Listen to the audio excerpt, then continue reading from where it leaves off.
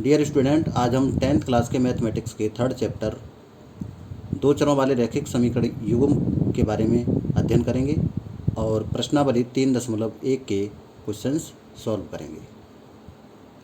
तो आइए जानते हैं दो चरों वाला रैखिक समीकरण युग्म क्या है। तो सबसे पहले जानते हैं कि जो इसमें लिखा है दो चरों वाले, तो सबसे पहले जान लें चर क्या होते हैं। चर राशि होती है, परिवर्तनशील राशियों को चर राशि कहेंगे, जैसे x, y, z, u, v, w, t। इस प्रकार की जो राशियाँ होती हैं इनको हम चर राशियाँ कहते हैं। इनके जो मान होते हैं वो निश्चित मान नहीं होते हैं। और अचर राशि जिसके मान निश्चित होते हैं उनको हम अचर कहते हैं, जैसे 1, 2, 3, इस प्रकार के -1, -2। तो ये जो राशियाँ हैं इनको हम अचर राशि कहेंगे। अब जानते हैं कि दो चरों वाले रैखिक समीकरण, तो एक समीकरण लें ax + by + c = 0। ये इसमें दो चर राशियां हैं x और y। तो ये दो चर वाला रैखिक समीकरण है। रैखिक का मतलब है x और जिस चर में समीकरण लिखा है उस चर की घात 1 होनी चाहिए। x की घात 1 है, यहाँ पर y की घात 1 है। तो इसका मतलब ये हुआ दो चर वाला है और रैखिक है, तो इसे हम दो चर वाला रैखिक समीकरण कहेंगे। इसमें ए बी सी क्या हैं? वास्तविक संख्याएं हैं। ABC वास्तविक संख्याएं हैं। और ये दो चर वाला रैखिक समीकरण कब कहा जाएगा? जब a ≠ 0 एंड b ≠ 0। न तो a का मान 0 होना चाहिए और न b का मान 0 हो, तो ये दो चर वाला रैखिक समीकरण कहा जाएगा इसको। या हम इसे a² + b² ≠ 0 इस प्रकार कहें। तो दो चर वाला रैखिक समीकरण क्या होगा? ax + by + c = 0 दो चर वाला रैखिक समीकरण कहलाएगा यदि a² + b² = 0, यानी a और b आपस में दोनों अलग 0 के बराबर नहीं होने चाहिए।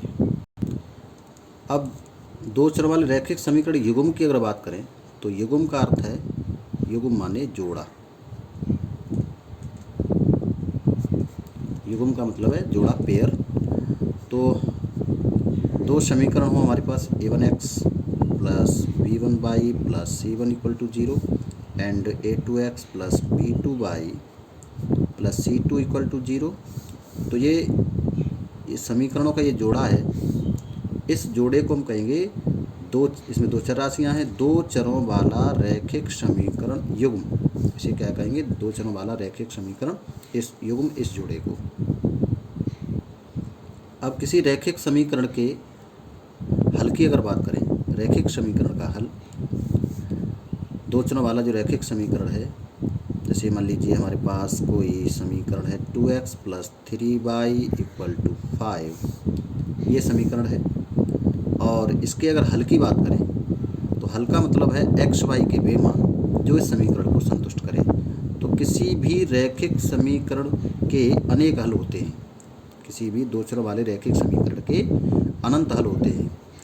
जैसे इसके हल का मतलब है, जैसे मान लीजिए यहाँ पर x = 1 एंड y = 1 लिखा जाए, तो ये हो जाएगा 2 × 1 + 3 × 1 = ये हो जाएगा आपका 2 + 3 = 5। तो ये जो x = 1 है और y = 1 है, ये इस समीकरण का हल है। तो इसके अनेक हल होंगे।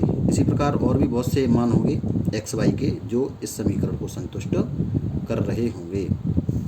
अब दो चरों वाले रैखिक समीकरण युग्म के हल की अगर बात करें, इस जोड़े का जो हल होगा वो x y के बेमान जो इन दोनों समीकरणों को संतुष्ट करें। हमारे पास अगर दो रैखिक समीकरण लिखे हैं, उन दोनों समीकरणों को संतुष्ट करने वाले x y के जो मान होते हैं उनको हम समीकरण युग्म का हल कहेंगे। अब देखें, जानते हैं रैखिक समीकरण युग्म का ग्राफीय विधि से हल।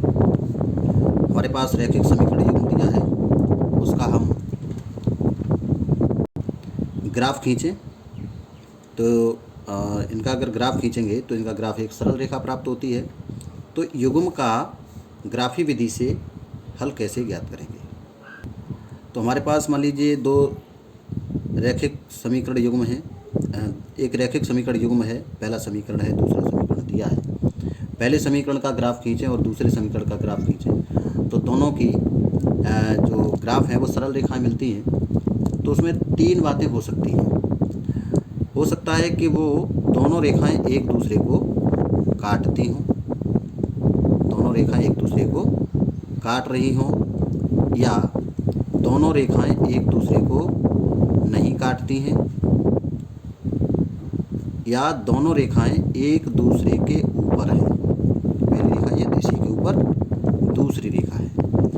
तो तीन बातें हो सकती हैं। अगर इनका इस रैखिक युग्म का किसी युग्म का ग्राफ खींचें तो ग्राफ में जो लाइनें हैं, जो रेखाएं हैं, वो उनमें तीन बातें हो सकती हैं। या तो वो रेखाएं एक दूसरे को काटेंगी, या रेखाएं एक दूसरे को नहीं काटेंगी, या रेखा एक दूसरे के ऊपर होगी, यानी संपाती होगी।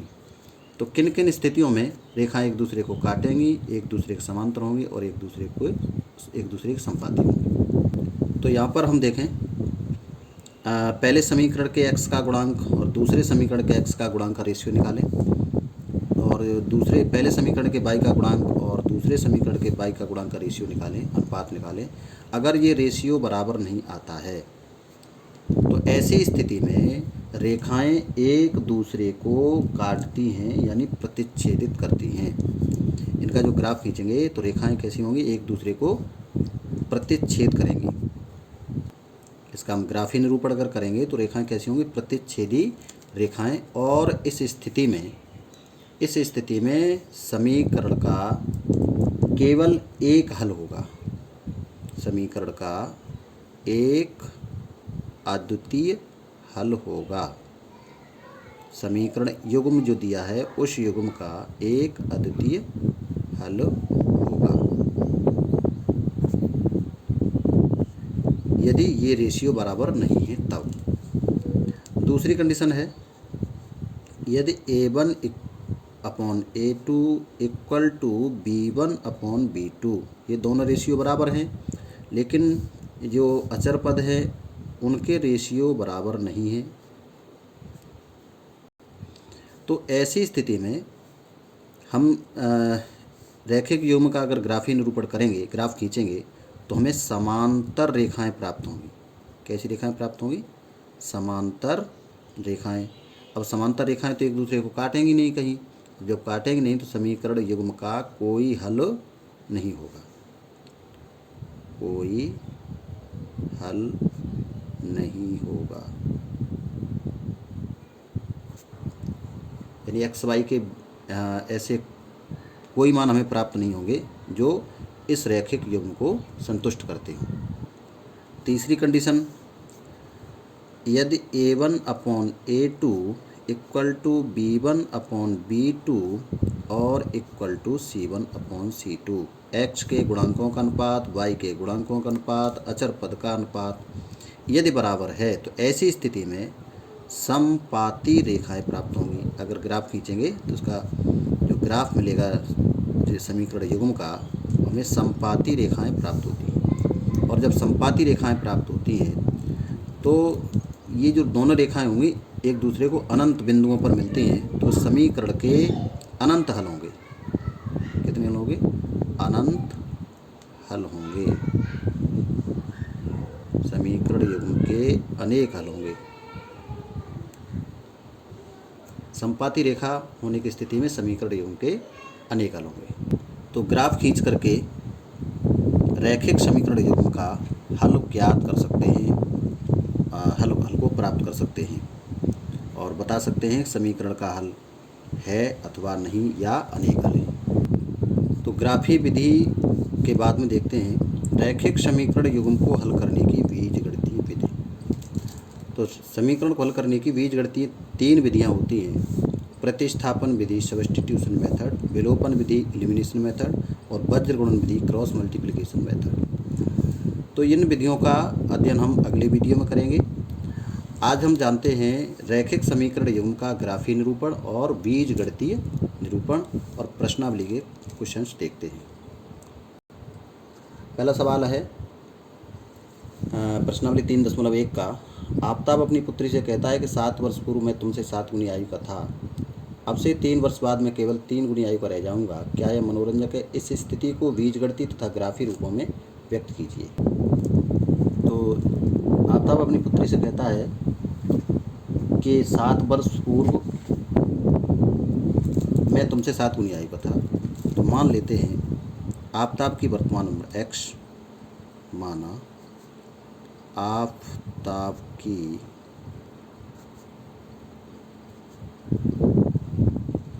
वर्तमान आयु x वर्ष तथा उसकी पुत्री की वर्तमान आयु y वर्ष है, ये हमने मान लिया। और पहली शर्त क्या है? प्रथम बात आफताब ने क्या कही है कि 7 वर्ष पहले, तो आज जो आफताब x वर्ष का है 7 साल पहले x माइनस 7 साल का होगा और उसकी जो पुत्री है वो y माइनस 7 साल की होगी। ये 7 गुना था, तो बराबर करने के लिए हम इसमें 7 का गुणा कर देंगे, तो ये हो जाएगा x माइनस के 7 इक्वल टू 7y माइनस के 49। पक्षांतर करें 7y को तो x माइनस के 7y इक्वल टू माइनस के 49 प्लस 7, तो x minus 7y equal to minus के 49 या x माइनस के 7y प्लस 42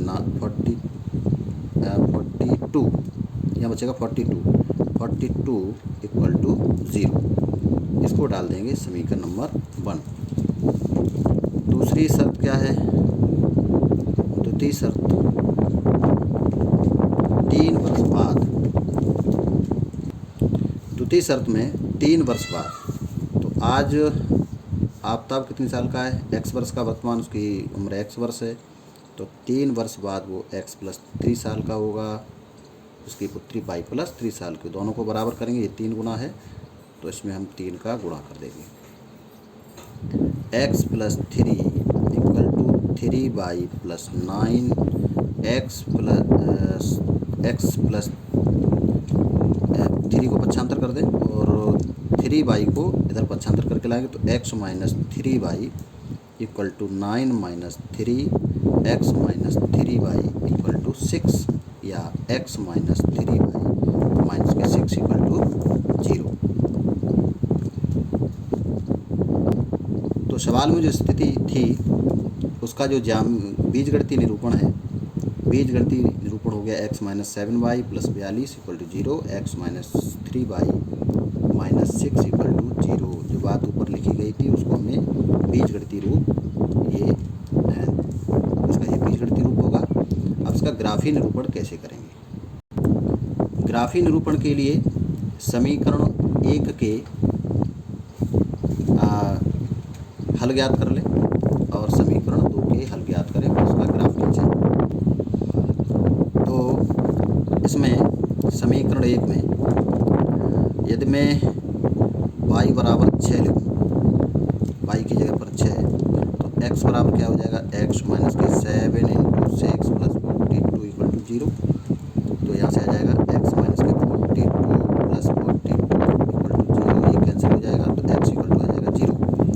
तो इनका जो हल मिला हमें, इसको मान लीजिए a पॉइंट, a बिंदु मिल गया, x equal to 0, y equal to 6, x equal to 0, y equal to 6। यदि इसी समीकरण में y की जगह पर 7 लिख दिया जाए, ये अपने मन से लिखेंगे, अपनी इच्छा अनुसार जो भी संख्या यहाँ पर लिखेंगे उसके अकॉर्डिंग y का अगर मान लिखेंगे तो x का मान प्राप्त कर लेंगे। y equal to 7, y equal to 7 लिख देंगे तो ये हो जाएगा x माइनस के 49 प्लस के 42 equal to 0, x minus 7 equal to 0, x equal to 7। तो दूसरा जो आया है y equal to 7, x equal to 7, दूसरा बिंदु हो गया x equal to 7 and y equal to 7। तो किसी भी समीकरण किसी भी रेखा का ग्राफ खींचने के लिए कम से कम 2 बिंदु होने चाहिए। इसी प्रकार से समीकरण 2 में y इक्वल टू अगर 0 लिख दिया जाए तो 3 इंटू 0 0 हो जाएगा, x माइनस 6 इक्वल टू 0, तो यहाँ से आ जाएगा x इक्वल टू 6। तो बिंदु हो गया आपका x कॉमा 0 6 कॉमा 0, इसको मान लीजिए सी बिंदु हो गया 6 कॉमा 0। अब लिख दें y इक्वल टू -1 लिख दें, चाहे तो 1 भी लिख सकते हैं। -1 लिखेंगे तो x प्लस 3 -1 प्लस हो जाएगा, माइनस के 6 इक्वल टू 0, तो ये हो जाएगा x माइनस 3 इक्वल टू 0, यहाँ से x इक्वल टू 3। तो हमारा जो बिंदु मिला हमें x equal to 3 and y equal to -1।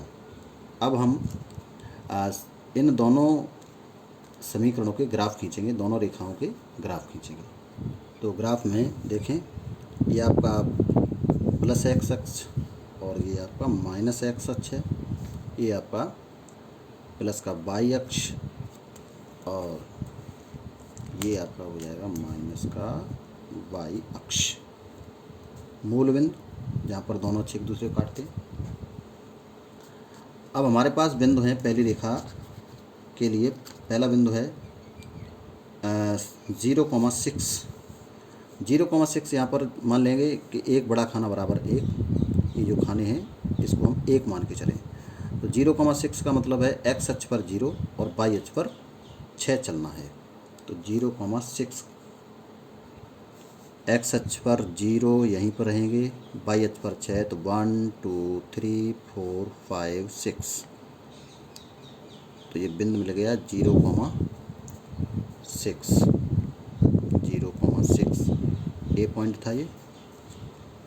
इसी प्रकार बी बिंदु है 7,7, तो x अक्ष पर 7 1 2 3 4 5 6 7 और y अक्ष पे 7 चलना है 1 2 3 4 5 6 7।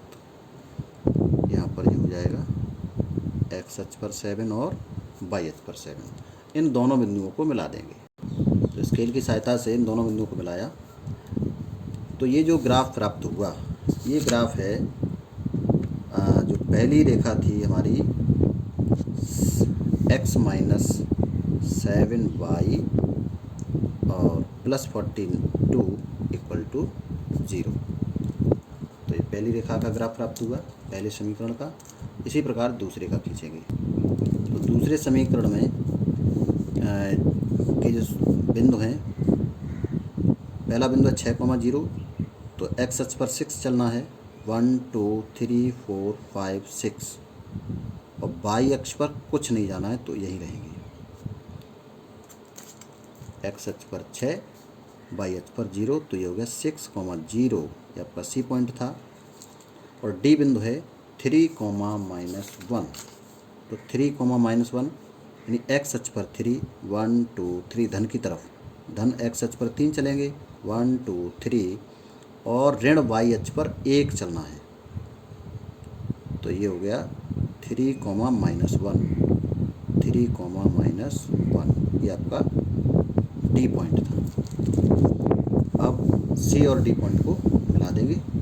तो सी और डी बिंदु को मिलाने पर ये इसका ग्राफ प्राप्त हुआ और ये ग्राफ है आपका x, रेखा हमारी क्या थी, x minus 3y minus 6 equal to 0, x minus 3y minus 6 equal to 0। तो ये पहले समीकरण का ग्राफ और ये दूसरे समीकरण का ग्राफ। तो इस प्रकार से इन समीकरण युग्म का ग्राफी निरूपण करेंगे। अब क्वेश्चन नंबर 2 क्या है, क्रिकेट टीम के एक कोच ने रुपये 3,900 में 3 बल्ले 6 गेंदें खरीदी। बाद में उसने एक और बल्ला तथा उसी प्रकार की 3 गेंदें रुपये 1,300 में खरीदी। इस स्थिति को बीजगणितीय तथा ज्यामितीय रूप में व्यक्त कीजिए। तो इसमें मान लेते हैं एक बल्ले की कीमत x रुपये तथा एक गेंद की कीमत y रुपये है। माना एक बल्ले का मूल्य x रुपये तथा एक गेंद का मूल्य 22 रुपये, ये हमने मान लिया। प्रथम शर्त क्या है, कोच ने 3 बल्ले और 6 गेंदें, 3 बल्लों की कीमत हो जाएगी 3x, 6 गेंदों की कीमत हो गई 6y, और उसने रुपए कितने अदा किए हैं 3900। तो 3x + 6y = 3900। इसमें क्या देखते हैं, 3 से पूरे समीकरण में भाग जाता है, तो इसे लिख देंगे 3 × 3 x, 3 दूनी 6 = 1300। 3 × 3 3 × 9, इसको डाल दो समीकरण 1। द्वितीय शर्त क्या है, एक गेंद, इसमें क्या है दूसरी बात, एक बल्ला तथा उसी प्रकार की 3 गेंदें, एक बल्ले की कीमत x और 3 गेंदों की कीमत 3y, और रुपए दिए हैं 1300। ये हो जाएगा समीकरण नंबर 2।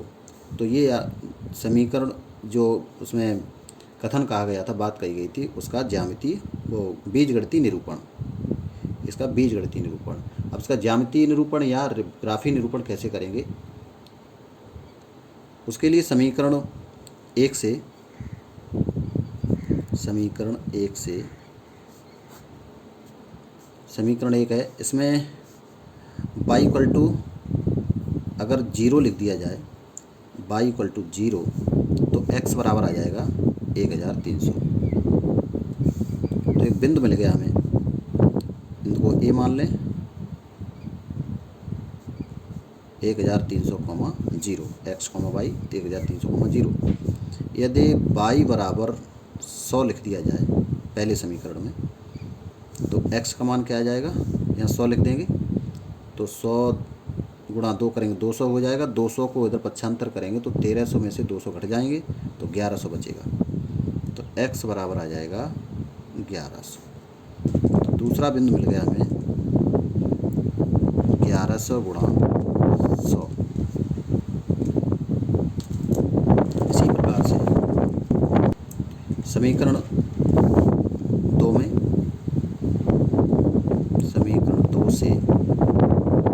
समीकरण 2 में यदि y बराबर 0 लिख दें, तो x बराबर आ जाएगा 1300, और y बराबर अगर 100 लिख दिया जाए, तो 100 दिए 300, 300 इधर पक्षांतर रूप में बचेगा 1000, x बराबर आ जाएगा 1000। दो बिंदु यहाँ से मिल गए, c बराबर, c पॉइंट हो जाएगा हमारा 1300, 0, और d बिंदु हो जाएगा 1000, 100। तो इन समीकरणों के हमने ये दो हल निकाले और 2 बिंदु ये मिले। अब इनका हम ग्राफ खींचेंगे, ग्राफ। तो अब इनका ग्राफ खींचेंगे। ये ग्राफ, ये एक्स एक्सिस है पॉजिटिव, और ये नेगेटिव एक्स एक्सिस, ये आपकी प्लस की वाई अक्ष और नीचे माइनस की वाई अक्ष मूल बिंदु है। तो पहले समीकरण का पहला जो बिंदु है 1300, 0, 1300, 0, तो हम मान लें इसमें एक बड़े खाने को 100 मान लीजिए। तो इसका मतलब है 1300, 0 एक्स अक्ष पर 1300, एक्स अक्ष पर 1300 चलेंगे तो 13 खाने गिन लेंगे, 1 2 3 4 5 6 7 8 9 10 11 12 और 13। तो ये हमारा हो गया 1300, 0, बाई अक्ष पर कुछ चलना नहीं है, तो एक बिंदु मिल गया हमें 1300, 0। यहाँ लिख देंगे इसको A 1300, 0। और दूसरा है 1100, 100, तो एक्स अक्ष पर 1100 चलना है, तो 1 2 3 4 मूल बिंदु से देखेंगे यहाँ पर 1 2 3 4 5 6 7 8 9 10 और 11, ठीक है। और बाई अक्ष पर, धन बाई अक्ष की तरफ 100 चलना है, तो ये आपका यहाँ, तो ये बिंदु हो गया B।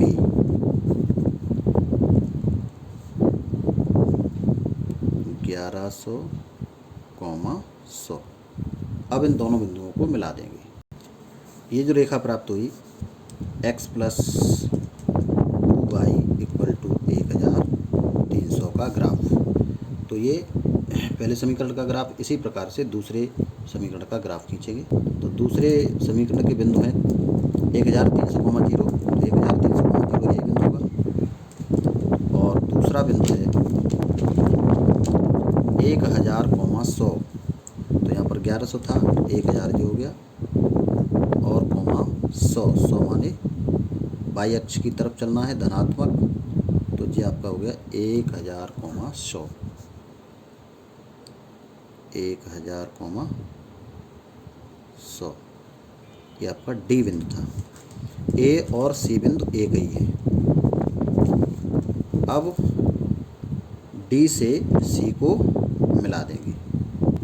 इस प्रकार ये दूसरे जो रेखा हमारी थी x plus 3y equal to 1300, तो इसका ग्राफ हो गया, और इस प्रकार ये समीकरण का ग्राफ ही निरूपण हुआ। थर्ड क्वेश्चन है 2 किलोग्राम सेब तथा 1 किलोग्राम अंगूर का मूल्य किसी दिन 160 रुपये था, 1 महीने बाद 4 किलोग्राम सेब और 2 किलोग्राम अंगूर का मूल्य 300 रुपये हो जाता है। इस स्थिति को बीजगणितीय तथा ज्यामितीय रूपों में व्यक्त कीजिए। तो मान लेंगे कि 1 किलोग्राम सेब का मूल्य x रुपये तथा 1 किलोग्राम अंगूर का मूल्य y रुपये है। तो 2 किलोग्राम अंगूर और 2 किलोग्राम सेब और 1 किलोग्राम अंगूर का जो मूल्य है वो 160 रुपये है। प्रथम शर्त क्या है, 2 किलोग्राम सेब तो 2x रुपये की हो गई, 1 किलोग्राम अंगूर y रुपये का इक्वल टू 160। इसी प्रकार दूसरी शर्त यानी द्वितीय शर्त में क्या लिखा है,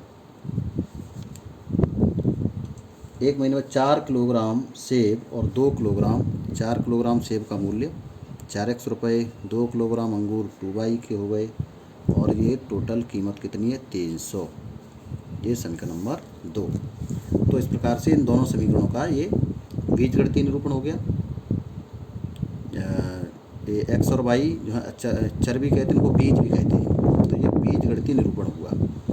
अब जैसे ऊपर के 2 क्वेश्चनों का जो ज्यामितीय निरूपण या ग्राफीय निरूपण किया था, ग्राफ खींचे थे, उसी प्रकार से इनके भी हम ग्राफ खींच लेंगे। तो समीकरण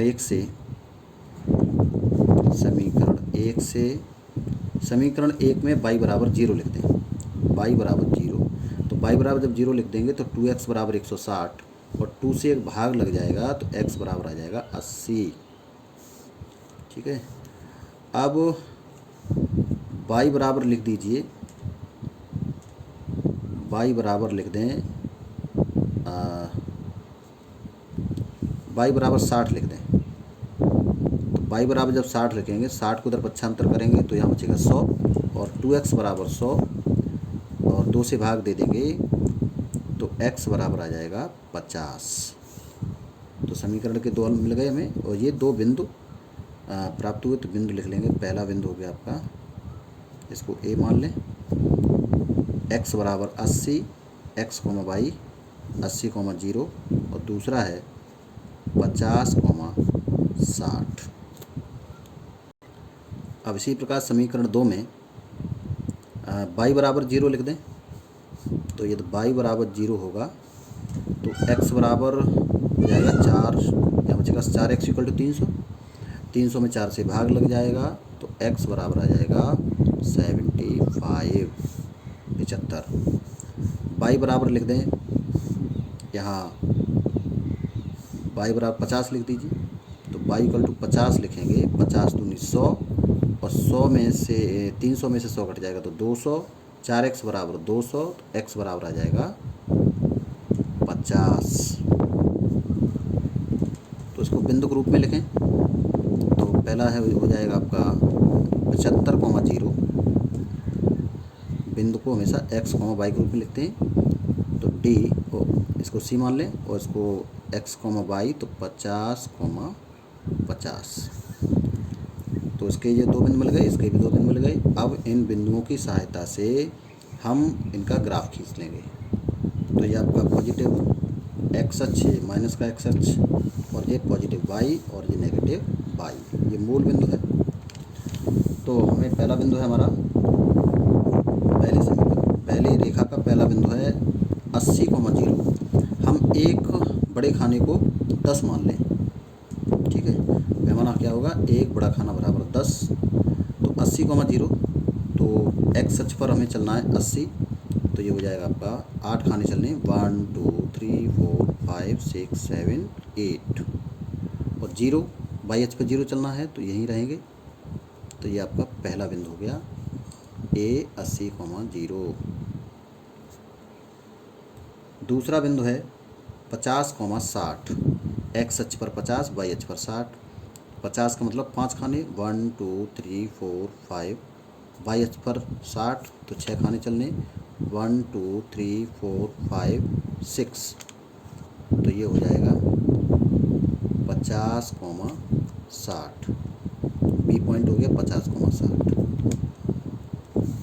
अब क्या करेंगे, ए और बी को मिला देंगे।